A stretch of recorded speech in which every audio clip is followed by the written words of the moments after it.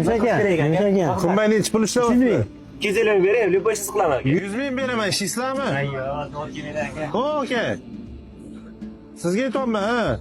100 ming beraman, ishlaysizmi? 100 ming? Ha. Yoningizga yana bitta sherik olib oling, 100 ming 200 ming qilib beraman.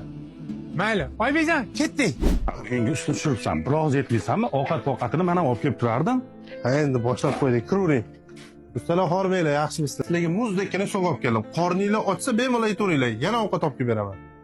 Yo'q. Aka, baraka topsin. Odamning mehnatini qadriga yetadigan odam ekan-a. Baraka topsin. Shunaqa ekan. Usta akalar Mahmudga qo'ydim bo'lmasa mana.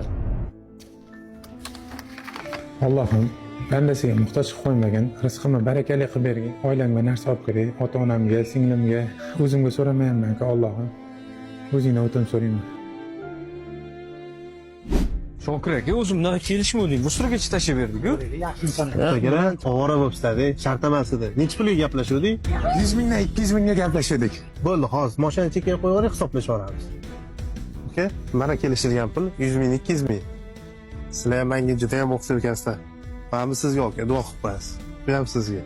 Odamni xijolat qildingiz, kelishilgan pulni berdingiz, yetardi o'sha. Menga o'xshaysizlar degan sababi, aka, mana shu joy ko'rsatyapti-da, shu yerga kirasiz. Rahmat. Rozi bo'ling. Ha, onasi? Adasi, kelishingizda pampers bilan qilish olmaydi. Bo'ldi, xo'p. Olib boraman bo'ldi. Aka, ikkita shashlik yumshoq qilib pishirib bering, onamga olib boraman-da.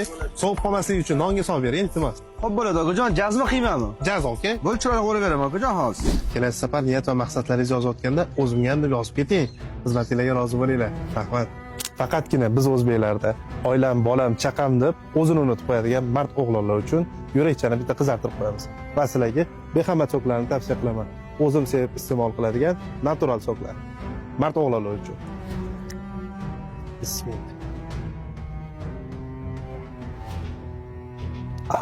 Tavsiya qilib qolaman.